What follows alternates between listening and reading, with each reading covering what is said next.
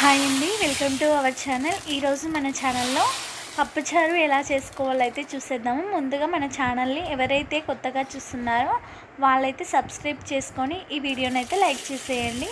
పప్పు కుక్కర్ తీసుకొని అందులో బ్యాలు వేసుకొని కట్ చేసుకున్న ఆనియన్స్, టమాటో, చింతపండు, కొత్తిమీర, జీలకర్ర, పసుపు, కారం వేసి కొంచెం నూనె వేసి వాటర్ వేసుకొని కుక్కర్ మూత పెట్టి స్టవ్ పై పెట్టుకోవాలి.